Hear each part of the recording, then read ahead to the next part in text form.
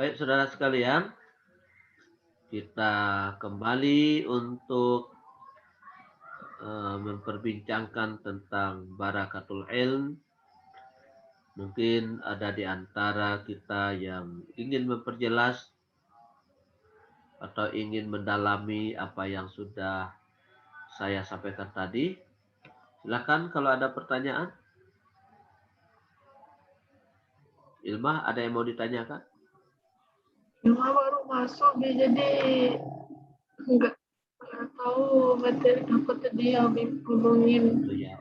Kita tadi memperbincangkan tentang bagaimana cara memperoleh keberkahan akan ilmu. Nah, diantaranya adalah dengan cara kita mengikuti cara-cara orang yang pernah sukses belajar, orang-orang yang pernah menemukan hikmah, lalu kita coba untuk mengikutinya.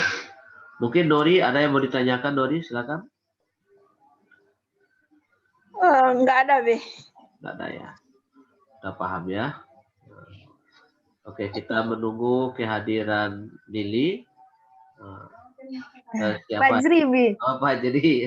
Iya, Bi. Di sini langsung otomatis punya adik, Bi. Jadi kadang saya ganti-ganti lagi gitu, Bi. Oh, tidak ada Namanya. masalah. Oke. Iya, Bi. Ada yang mau Pak jadi tanyakan dari apa yang disampaikan tadi, silakan. Atau berbagi pengalaman tentang bagaimana ilmu itu bisa dinikmati melalui keberkahan. Gini, Bi. Ya. Fajri mau tanyakan, Bi, sesuai dengan pengalaman Fajri di pondok. Jadi dulu tuh, Bi, ada kawan Fajri, dia tuh gimana bilangnya, Bi? Nggak taat lah sama guru, pokoknya nggak peduli gitu, Bi. Kan kalau Abi bilang tadi kan berkahnya ilmu itu kan menghormati guru kan gitu kan, Bi kan. Iya. Nah, jadi tapi itu dia, Bi, sekarang Bi, sukses gitu. Iya. Berkah gitu ilmu sama dia yang di pesantren tuh, Bi. Malah yang orang yang dia taat sama selalu ikuti peraturan ini, malah itu Iya. jalannya ini, Bi. Gimana itu, Bi? Baik. Jadi kelihatannya terbalik ya. Iya, Bi, Terbalik. itulah, Bi. Nah, jadi itu ujian. Hidup itu kadang-kadang memang seperti itu. Kelihatannya baik, tapi pada hakikatnya tidak. Sesuatu yang hari ini dibenci, padahal itu sebetulnya itu yang paling terbaik di dalam kehidupan. Tetapi setidak-tidaknya yang kita maksud dengan berkah dalam ilmu itu adalah ilmu-ilmu yang bisa membawa orang untuk mengenal dan dekat dengan Tuhannya. Itu yang pertama. Yang kedua, ilmu yang dia peroleh, ilmu yang mereka pelajari, semuanya itu dapat mengantarkan mereka untuk menyelesaikan berbagai persoalan kehidupan, baik untuk urusan dunia maupun untuk urusan akhirat. Nah, ini yang paling penting dulu. Kenapa ini perlu diperhatikan supaya kita tidak terkecoh oleh kehidupan orang. Tidak selalu orang sukses itu kita menengok hatinya bahagia. Sebaiknya tidak selalu orang gagal itu dia harus hancur. Bahkan orang-orang yang dekat dengan Tuhan itu kebanyakan adalah orang yang jatuh bangun dalam menjalani kehidupan. Pada akhirnya dia bertemu pada satu titik yang kita sebut dengan titik kepasrahan. Nah, di situ sadar dia. Nah, makanya kita tengok dulu berkah itu apakah berkah diredai oleh Allah atau tidak. Nah, jadi hati-hati. Ada memang. Coba kita lihat sekarang itu. Orang nggak tamat SD. Tokohnya itu 7. Ya kan? Ada orang tidak tamat perguruan tinggi. Tapi dia bisa mengelola perusahaan besar. Nah, tetapi persoalan di balik itu adalah apakah ilmu itu diberkahi? Nah, karena nanti ilmu itu bukan hanya sekedar itu. Di atas ilmu itu ada hikmah. Maka Allah itu aliman hakimah. Allah itu maha tahu lagi maha bijak. Kalau hanya sekedar tahu, banyak orang tahu tapi belum tentu paham. Maka paham itu adalah proses. Paham itu adalah hasil. Nah, jadi proses dan hasil. Untuk memahami sesuatu perlu perjuangan. Dan paham itu Allah yang memberikan. Makanya nanti Pak Jadi kami sarankan kita semua ya, siapa saja supaya bisa menengok dengan mata hati bahwa belum tentu kita melihat apa yang indah itu pada hakikatnya indah. Kita menengok orang itu rumahnya bagus kan, 4 tingkat, lalu mengkilat, tapi takut keluar rumah. Rumahnya itu berduri semua, dipagari dengan pagar yang tinggi, dikasih kaca, dikasih kabel listrik. Oh, nggak tahu-tahu di musim penghujan terpegang, mati, kesetrum. Itu ada kejadian seperti itu karena ketakutan. Nah, jadi makanya berkah itu tidak bisa kita lihat dari yang zahirnya saja, tetapi lebih kepada batin. Barakat namanya, berkat itu banyak gunanya. Berguna untuk dirinya, berguna untuk orang lain. Coba ditanya misalnya yang dibayangkan tadi temannya itu, yang alumni ya, yang sukses sekarang itu. Apakah kesuksesannya itu bisa juga bermanfaat bagi orang lain? Atau hanya untuk dirinya sendiri? Kalau hanya untuk dirinya sendiri, itu kesuksesan mungkin untuk dirinya, tapi belum bermanfaat untuk orang lain. Jadi yang diharapkan dari ilmu itu tahu, paham, mengerti, bijak. Lalu kepahaman dan kebijakan itu bukan hanya dia yang menikmati, orang lain juga bisa merasakan. Kalau orang lain tidak bisa merasakan, untuk apa? Kaya sendiri kan, kuat sendiri begitu.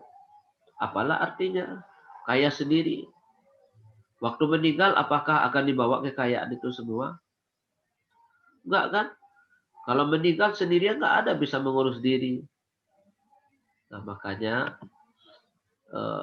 Abi menengok pada sisi lain seperti itu Pak. Jadi kita tidak selalu bisa terkecoh, terpersona oleh yang zahir saja, tetapi juga aspek batin juga perlu diperhatikan. Tetapi ingat juga ya, kita tidak bisa menutupi mata bahwa az-zahiru yadullu ala batin. Jadi yang zahir itu menunjukkan yang batin. Tapi nggak semua juga. Buktinya sekarang banyak orang yang sehat katanya. Sehat badannya, tapi jiwanya. Dulu kan ada istilah pada tubuh yang sehat, ada jiwa yang sehat. Tapi faktanya sekarang enggak. Orang yang banyak sakit jiwa itu orang yang tubuhnya kekar. Ya kan? Banyak itu. Yang melakukan percobaan bunuh diri itu orang kaya. Yang bertengkar dari hari ke hari itu orang yang punya. Coba tengok orang lain. Dia hidupnya sederhana tapi dia bisa senyum kan? Gak sakit-sakitan. Untuk apa gunanya rumah bagus tapi sakit-sakitan? Uang banyak, bank juga penuh. Tetapi dia nggak boleh makan garam. Nggak boleh makan banyak-banyak, ditimbang makannya. Atau begini, uang banyak, makanan banyak, tetapi ketika kita makan, rasanya hambar. Nah, maka kita bersyukur kepada Allah. Jadi ilmu itu menambah orang pandai bersyukur. Makanya ilmu itu sebenarnya untuk menerangi hati juga. Oke apa jadi ya? Itu dia. Oke kalau ada yang lain atau ada pendapat Pak Jiri silakan. Dari pengalaman-pengalamannya.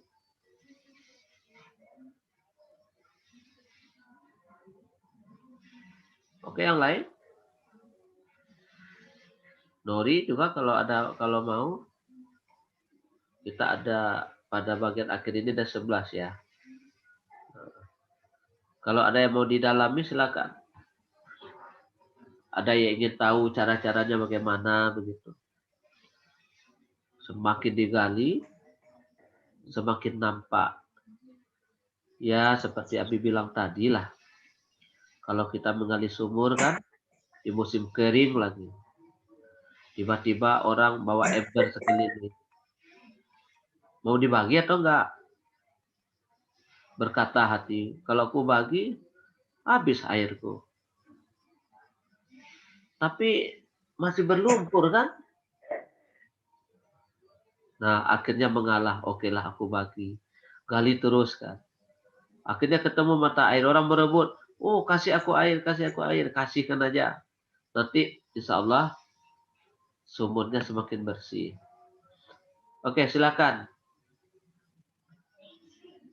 Ilma sudah bisa bertanya. Dari pengalaman-pengalamannya juga bisa kita bagi kayak Fajri tadi. Jauh-jauh dari Aceh. Iya.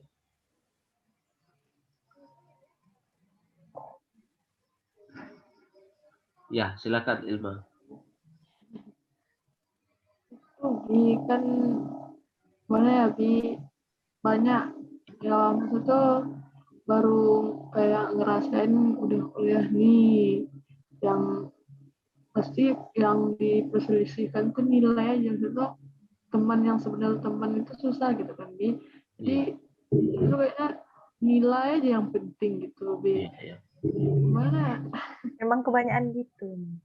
Iya. gitu Iya benar. Jadi gini juga sebagai nilai aja manusia kita biasa itu wajar itu Ilma. Kita juga cari nilai. Iya, betul. Kalaulah boleh kita survei secara jujur ya, nggak ada orang yang tidak akan cari nilai. Tetapi di balik itu harus juga diluruskan niat. Kenapa? Apabila orang memiliki ilmu, yakin dan percayalah, nilai itu bisa dikasih. Dia akan menurut. Tetapi saya pernah banyak melihat mahasiswa saya itu nilainya tinggi-tinggi. Ada 90, ada 95. Ilmu yang dia kuasai disuruh menguji coba nggak bisa. Apa gunanya nilai tinggi? Sementara ilmunya tidak bisa dia gunakan. Tidak bisa dia terapkan. Nilainya tinggi tapi stres. Padahal dia belajar bagaimana mengatasi stres dalam hidup. Oh, dia lupa. Tapi nilainya tinggi. Mungkin karena dia bisa menjawab, karena bisa pendekatan dengan dosen, dapat nilai, namanya nilai kasihan. Tetapi pada hakikatnya dia nggak punya apa-apa. Disuruh tampil nggak mau, disuruh mencoba nggak bisa, diajak diskusi nggak mau, disuruh melakukan tak mampu. Tapi dapat nilai tinggi. Ya karena anak mami kan, mungkin anak ini anak teman dosennya. Wah segan itu kalau nilainya rendah nanti gimana nggak dapat pekerjaan. Tetapi yakin dan percayalah bahwa itu akan menyusul kalau ilmu ada. Tetapi nilai tinggi tidak jaminan sekarang membuat orang bisa bekerja. Tengok oleh kita ke depan itu. Bahwa orang sudah mulai mikir-mikir apakah orientasi nilai yang tinggi atau skill. Nah, orang sekarang mencari skill. Skill dan soft skill. Keterampilan yang bersifat fisik, zahir, untuk menguasai dunia teknologi informasi. Dan yang kedua juga bicara tentang batin. Keterampilan kejiwaan, keterampilan menyikapi. Sekarang banyak orang yang tinggi nilainya tapi stres, mabuk, karena begitu kerasnya kehidupan akhir-akhir ini. Bagi orang yang tidak punya kemauan, kemampuannya menurun. Bagi orang yang tidak gesit, bagi orang yang tidak sungguh-sungguh, dia akan mudah terpengaruh. Nah, makanya perlu ilmu. Nah, justru itulah gunanya kita perlu berguru. Nah, untuk berguru ini kita perlu cara-cara, bagaimana cara berguru. Ya, salah satunya mengikuti wasilahnya, silsilahnya. Wasilah itu berkaitan dengan cara. Orang-orang dulu juga punya cara. Nah, salah satu cara itu adalah dia selalu menghormati gurunya. Dia selalu mendoakan gurunya. Bukan minta ke guru, tetapi meminta kepada Allah. Sebagaimana Allah telah berikan ilmu kepada gurunya. Maka dia ikutilah langkah-langkah amalan-amalan yang diamalkan oleh gurunya. Ini yang kita sebut dengan berwasilah tadi. Bersanad tadi. Bukan kita pergi ke kuburan. Misalnya Pak Jadi kan pergi ke Syekh Kuala, ke kuburan Abdul Rauf Singkil. Syekh, tolonglah Pak Jadi, Syekh, tunjukkan Syekh. Syirik namanya. Tetapi pergi ke sana lalu berdoa, ya Allah, Engkau telah hadirkan seorang tokoh penyiar Islam di Nusantara yang punya ilmu yang Engkau ridhai, punya pemahaman yang tinggi, yang menjadi guru dari guru-guru yang ada di Nusantara. Anugerahkan kepadaku, ya Allah, sebagaimana Engkau telah anugerahkan hikmah kepada beliau. Lalu nanti baca Al-Fatihah. Salahkah? Enggak. Itu berterima kasih namanya. Kalau bukanlah ada penyiar-penyiar Islam tempo dulu yang menyebarkan Islam mulai dari Aceh sampai ke Papua, maka otomatis kita nggak seperti ini. Kita masih jahiliyah. Peradaban kita berada pada peradaban yang gelap. Zulumat. Perbuatan zalim selalu ada di mana-mana. Nah, jadi perlu bagi kita berguru, belajar bagaimana cara guru belajar. Itu hebatnya sekarang Al-Fatihah itu ya. Kamu kalau belajar pakai Al-Fatihah, enggak? Misalnya kan waktu upacara, marilah kita mendoakan para pejuang-pejuang kita dengan membaca Ummul Quran Al-Fatihah. Pernah dengar kan? Pernah, Bi. Iya, padahal itu dalam itu. Kalau kita mau dalam itu. Dan ini bisa kita coba, kita terapkan. Kalau kita mau belajar, mendalami suatu ilmu, ingin mengembangkan ilmu, ingin mendapatkan ilmu sebagaimana Allah telah berikan nikmat kepada orang-orang sebelum kita, guru-guru kita. Minta kepada Allah. Bermunajat, bermohon kepada Allah agar diberikan ilmu dan keberkahan. Doakan gurumu. Minta kepada Allah. Nah, itu bedanya cara mencari ilmu orang-orang dulu dengan cara kita mencari ilmu sekarang. Lalu kenapa ilmu kita tidak berkah sekarang? Bisa jadi kita mencari ilmu itu pertama niat. Niat kita tidak mencari ridha Allah, tetapi cari nilai. Ya dapat nilai. Kumlot malah. Tapi setelah kumlot, dapat pekerjaan.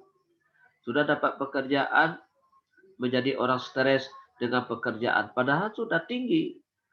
Sudah S1, sudah S2, sudah S3. Ilmunya tidak menolong.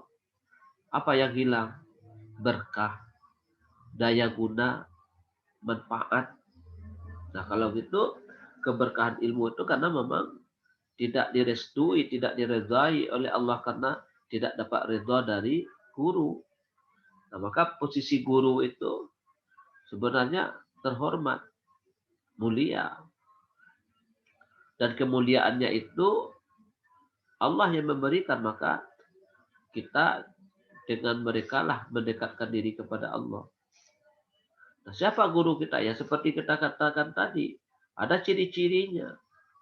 Nah, ciri-cirinya itu yang mana? Nah, salah satu cirinya ada perintah ya. Ada perintah di dalam apa yang kita katakan tadi. Kita mengikuti orang yang punya ilmu, punya wawasan, punya keterampilan, yang mana mereka itu ini ikhlas. Jadi ikuti orang yang mendapat petunjuk. Orang yang mendapat petunjuk itu menurut Allah dalam surah Yasin itu adalah orang-orang yang menyebarkan ilmu pengetahuannya itu dengan ikhlas, tidak bersyarat. Dia tidak melakukan sesuatu hanya semata-mata mencari ridha Allah. Lalu apakah tidak boleh dikasih hadiah? Nah, itu soal lain. Itu manusiawi atau tidaknya. Tetapi pada prinsip ilmu itu adalah milik Allah, lalu menyebarkan ilmu itu merupakan sebuah kemuliaan. Siapa yang menutup-nutupi ilmu di saat ditanya, maka nanti di akhirat mulutnya akan dibungkam. Nah, makanya orang yang mendapat petunjuk itu orang yang ikhlas dalam menggali dan membagi ilmu. Nah, kemudian mengikuti jalan-jalan orang yang dekat kepada Allah. Siapa yang dekat kepada Allah? Karena kita tidak ketemu dengan Rasul, tentu dari guru-guru kita dari guru-gurunya, guru-gurunya dari guru-gurunya, sampai ke Rasulullah. Nah, itu yang disebut dengan bersanad itu. Mengaji bersanad. Itu ya, Ilma. Oke, siapa lagi? Nurmi, mau ada yang mau ditanyakan? Ada di. Abi ditanya, Bi. Ya, boleh silakan. Bi, baiknya orang yang berilmu itu beradab apa yang cuma berilmu aja, Bi? Nah, jadi Soalnya dulu kan, Bi, ya. lebih penting beradab kepada guru daripada orang berilmu tapi tidak beradab, Bi. Nah, jadi makanya yang berkah, kita bicara berkah ya. Ilmuwan yang berkah itu adalah ilmuwan yang beradab. Pasti dia beradab. Kenapa beradab? Tidak mungkin dia mendapatkan keberkahan kalau tidak mengikuti cara-cara yang ditetapkan. Ilmuwan yang diharapkan itu adalah yang beradab, yang mempunyai jiwa yang kuat, yang dekat dengan Tuhannya. Sekarang banyak ilmuwan, tetapi dia tidak bijak. Bertemu saja sulit, berhadapan saja susah, minta pendapat saja harus dibayar, macam-macam. Ketemu oleh kita dalam ucapannya bagus, kenyataannya kayak neraka. Yang dibicarakan surga tapi kenyataannya neraka. Nah, orang-orang seperti itu, apa yang nggak dapat berkah? Ilmu ada, berkah tak ada. Seharusnya antara ilmu dengan amal itu sejalan. Orang yang mengamalkan ilmunya itulah yang akan mendapatkan hikmah. Orang yang menerapkan ilmunya itulah yang akan mendapatkan keberkahan. Karena kaedahnya begini, al-ilmu bila amalin, kal sajari bila tamarin. Jadi ilmu tidak diamalkan itu ibaratkan pohon tak berbuah. Ya kan? Rindang dia tapi nggak ada buahnya. Ulat banyak di atas. Kita berteduh di bawah itu gatal-gatal. Bagusnya tebang aja pohon itu kan. Dan lalu Allah benci kepada orang-orang seperti itu. Ya ayyuhallazina amanu lima taquluna ma la taf'alun. Wahai orang-orang yang beriman, mengapa kamu katakan apa yang tidak kamu buat? Kabura maqtan indallahi an taqulu ma la taf'alun. Amat besar kebencian Allah kepadamu dengan apa yang kamu katakan kamu tidak melakukan. Nah, itu orang munafik kan? Lain di mulut, lain di hati. Lain di belakang, lain di depan. Gak sama. antara ucapan dengan tindakan. Nah, inilah yang menyiksa itu.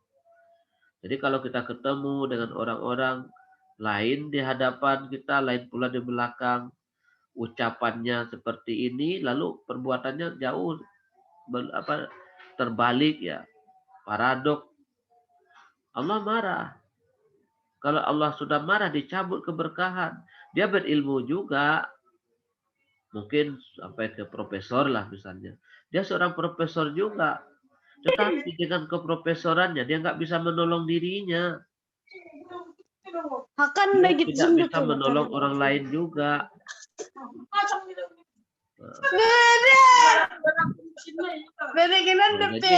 Jadi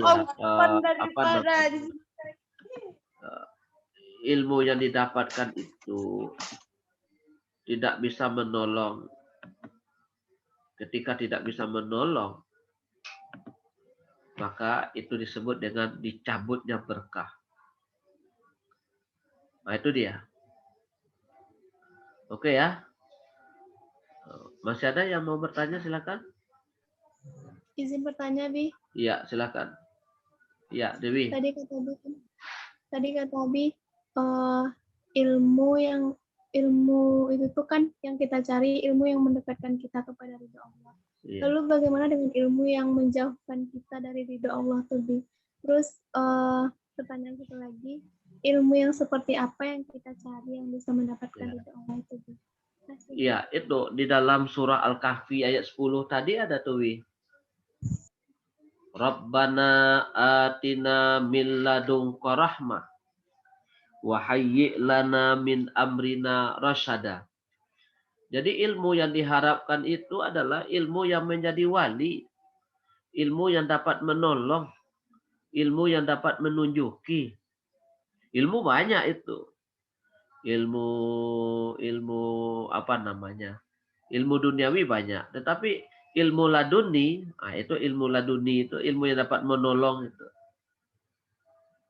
Itu kan didoakan oleh para ashabul kahfi di saat mereka terperangkap di gua kan bertahun-tahun, 300 tahun, 300 berapa tuh ya ashabul kahfi, nanti baca. Jadi ilmu yang diharapkan itu adalah ilmu yang mendekatkan diri kepada Tuhan, bukan ke hantu. Ilmu yang bisa membawa orang itu untuk kebaikan. Nah, coba Wi, misalnya, apalah artinya ilmu tinggi tapi stres setiap hari? Gelar tinggi tapi sakit kepala setiap hari? Musuh banyak, nggak dipakai oleh orang. Pergi di kampung disapa pun tidak, diajak ikut tidak. Apalah artinya? Nah, makanya ilmu laduni itu penting. Yang diharapkan sebetulnya ilmu yang dapat menjadi penolong. Min ladunka rahmah, membawa rahmat. Nah, orang-orang dulu menyebut ilmu kiramat. Nah.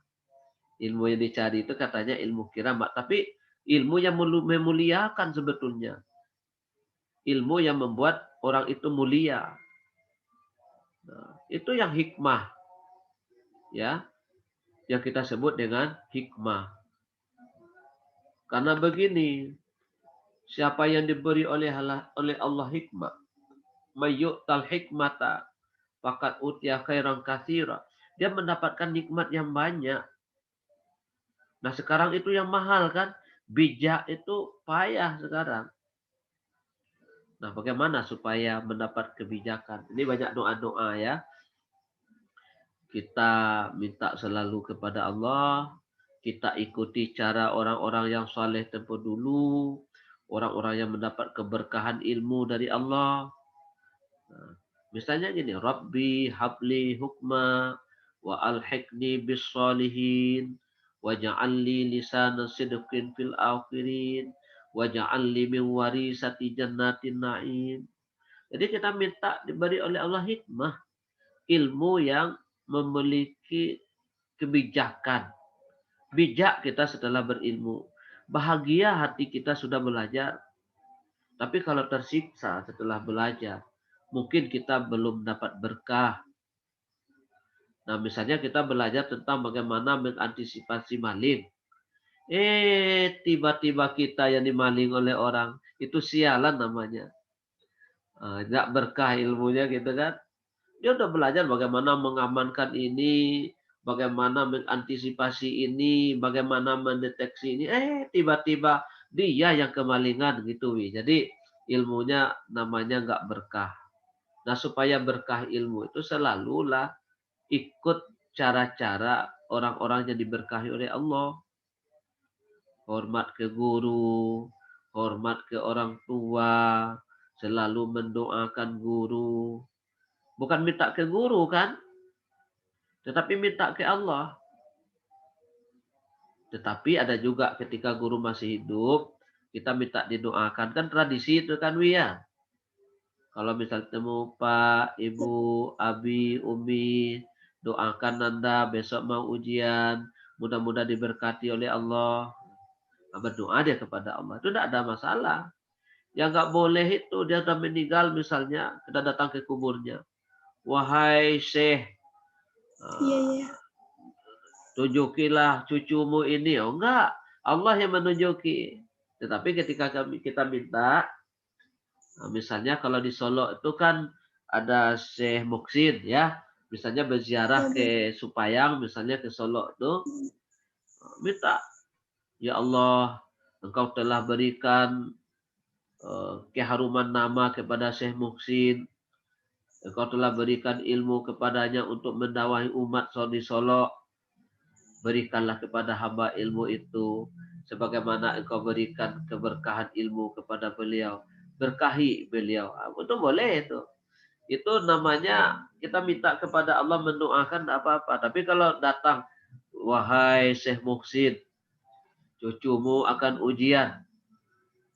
Maka Berarti itu salah ya, Bi? Berarti kalau kayak gitu salah ya, Bi? Ya salah. Itu yang harus kita luruskan. Berwasilah itu kita artinya mengikuti jalan. Menapaki jalan orang-orang yang bisa mendekati diri kepada Allah. Menempuh jalan yang pernah ditempuh oleh orang-orang saleh. Lalu kita doakan dia. Kita minta keberkahan dari Allah. Sebagaimana Allah berkahi itu. Nah coba misalnya nanti dalam salat kan kita tahiyat ya. Ya, Bi. Kita setelah tahiyat itu kan baca Allahumma salli ala Muhammad wa ala ali Muhammad kama sallaita ala Ibrahim. Nah, kama sallaita sebagaimana engkau memuliakan Ibrahim. Jadi, ya Allah, engkau muliakan Nabi Muhammad dan keluarganya. Sebagaimana engkau telah memuliakan Nabi Ibrahim dan keluarganya. Boleh kan? Nah, itu berwasilah juga namanya. Nah, jadi menempuh jalan kita seperti itu. Boleh, tak apa-apa.